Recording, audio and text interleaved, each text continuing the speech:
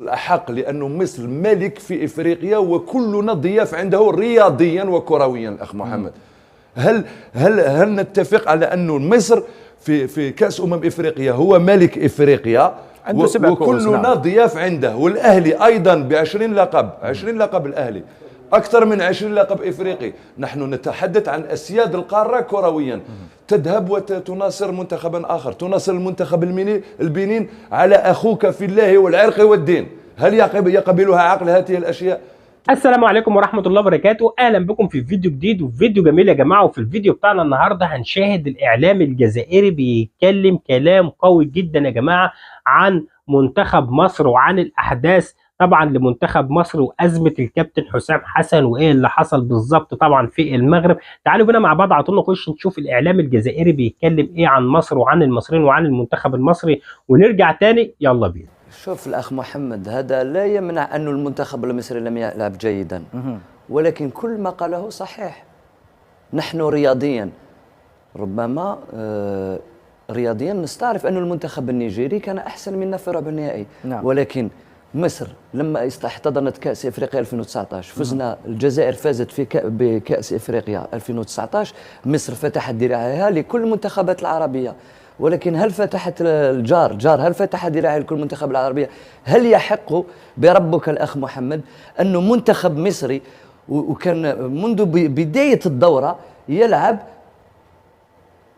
هناك تناصر كل شيء إلا المنتخب المصري الذي هو عربي مثلك وله كل شيء مثلك. كان اشتبك مع الأنصار في لقاء بنين. لا يصح هذا الأمر محمد. أنا هذا قلت لك في الحصة الفارطة. أنا أتمنى وأشجع والمصر الأحق لأنه مصر ملك في إفريقيا وكلنا ضياف عنده رياضيا وكرويا. أخ محمد، هل نتفق على أنه مصر في كأس إفريقيا هو ملك إفريقيا وكلنا ضياف عنده، والأهلي أيضا ب20 لقب، 20 لقب الأهلي، أكثر من 20 لقب إفريقي. نحن نتحدث عن أسياد القارة كرويا.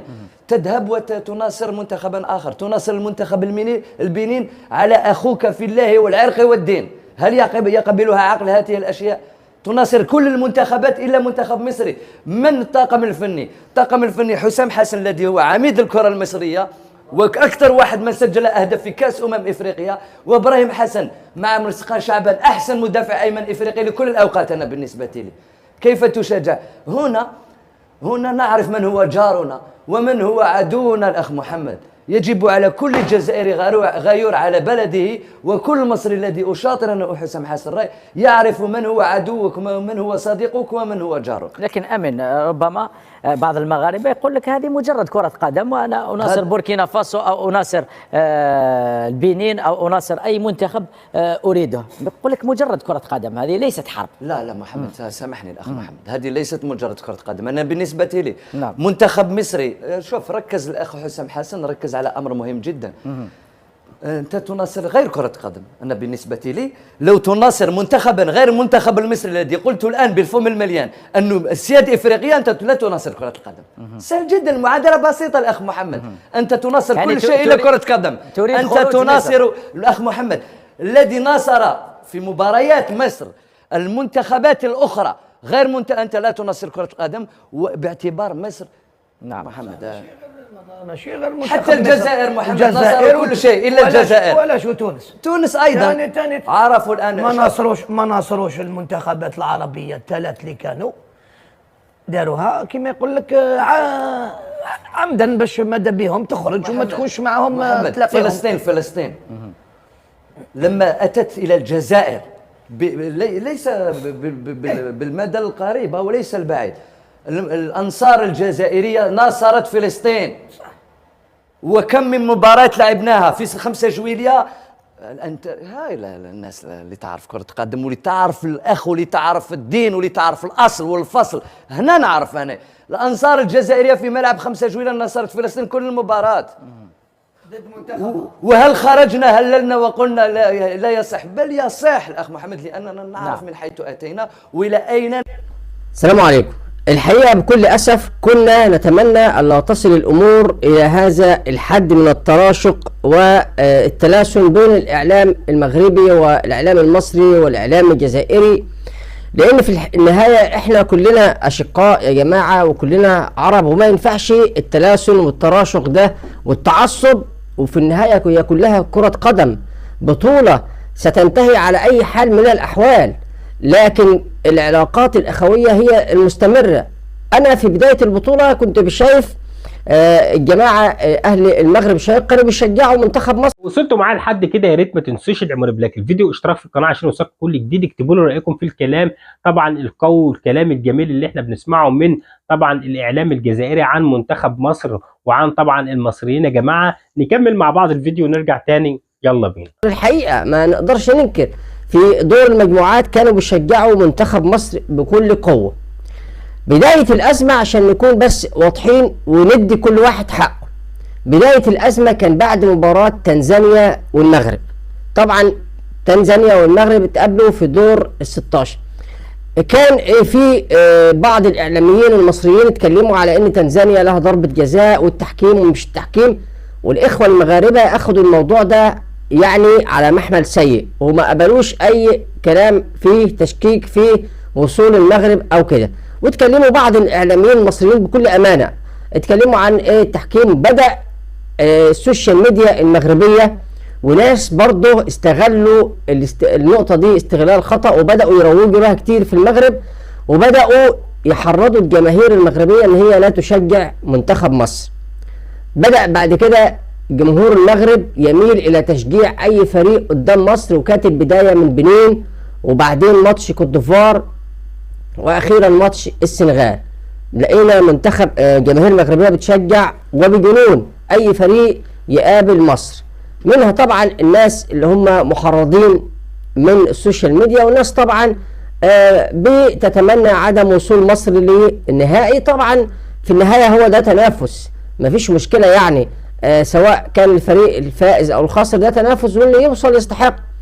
وإن كان في أخطاء في التحكيم، فالحقيقة الأخطاء في التحكيم ما بتبقاش موجهة، هي أخطاء التحكيم بتبقى على دي وعلى دي، مفيش مشكلة يعني، كل بلد بيستفيد أو يجيله أخطاء تحكيمية على حسابه. يعني في الحالتين الأخطاء التحكيمية على الفريقين مش على فريق واحد. وطبعا هي أصلا الحكام الأفارقة الحقيقة تبقى في ناس منهم في التحكيم قدراتهم محدودة، وبيبقى عندهم أخطاء متعمدة أو غير متعمدة، وشفنا امثله كتير منهم باتروس ماتابيلا ومش عايزين نذكر اسماء من الحكام عشان ما حدش يزعل. ولكن في النهايه بدا جمهور المغرب يشجع كل فريق بيقابل منتخب مصر، وبقى ضد منتخب مصر في التشجيع. بدا الكابتن حسام حسن بعد مباراه بنين يشاور باشارات معينه لجماهير المغرب ان هو يعني مش عاجبه ان هم بيشجعوا بنين، وكان اولى ان هم يشجعوا مصر والكلام ده كله. ده زي ما بيقولوا كده زاد الطين بلة، يعني زود العداوة، واستغلها بعض الإعلاميين المغاربة للتحريض ضد المنتخب المصري عشان ما يشجعوش منتخب مصر.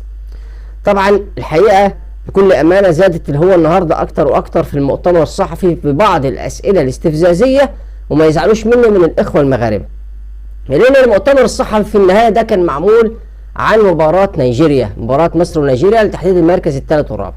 فكانت الأولى إن الأسئلة تنصب على الموضوع ده بغض النظر عن أي شيء، لو إحنا كنا ناويين نتجاوز الأمور ونتجاوز الخلافات. لكن الكلام بقى طبعا طريقة صيغة السؤال وأنت فاشل فنيا أو الكلام ده كله، أنت كصحفي مش من حقك تقول الكلام ده لأي مدير فني. أنت ممكن تقيمه وتقول له أي شيء. أنت عايز تقول إن أنت اتكلمت عن البنسيون أو اتكلمت عن الإقامة أو اتكلمت عن تنظيم البطولة، والحقيقه الكلام ده غير صحيح، والكلام ده بدون انك ما تجرح فيه وتقول له مثلا انت ضعيف فنيا او فاشل فنيا او تعلق فشلك على كذا كذا. طبعا اي شخص مكان حسام حسن ما كانش هيتقبل السؤال ده، وكان ممكن يرد رد وحش. وبالتالي بدا الصحفيين المصريين كمان ينسحبوا، وابراهيم حسن بدا ينسحب، وزادت حجم الخلاف. الجزائر طبعا احنا عارفين ان بينها وبين المغرب خلاف سياسي ودخل الى خلاف كروي، وطبعا الحاجات دي بيزكيها بعض الاعلاميين عشان تزيد للاسف بين هوة الخلاف. نتمنى يا جماعه في الكوره في النهايه دي كوره، كان بيننا وبين الجزائر قبل كده خلاف بعد ماتش درمان في صعود كاس العالم 2010، وتجاوزنا الخلاف وتم التجاوز، والعلاقات بيننا وبين اشقائنا الجزائريين او المغاربه لا تشوبها شائبه ولا يعكرها اي نوع من الخلافات ابدا ابدا. احنا في النهايه اخوه، والبطوله هتنتهي ايا كان الفريق اللي فايز فيها. خلاص هي بطوله وعدت، والبطولات جايه كتير والفرص جايه كتير سواء للانديه او للمنتخبات، ومش هتكون حكرا على احد. ونيجيريا خرجت من الدور النهائي، ولا يقل ابدا من ان منتخب نيجيريا في وجهه نظري هو اقوى منتخب افريقي حاليا بكل شيء، حتى لو ما فزش بالبطوله. ولكن كل مباراه لها ظروفها. نتمنى الخلافات ما توسعش اكتر من كده، وتستمر المحبه بين الاشقاء المصريين والجزائريين والمغاربه. وبكده نكون وصلنا لنهايه الفيديو بتاعنا النهارده. اتمنى طبعا الفيديو ده يكون نال اعجابكم. لو عجبكم الفيديو ما تنسوش تدعمونا بلايك الفيديو، اشتراك في القناه عشان يوصلكم كل جديد، اكتبوا رايكم في الكومنتات. اشوفكم على خير فيديو جديد، والسلام عليكم ورحمه الله وبركاته. سلام.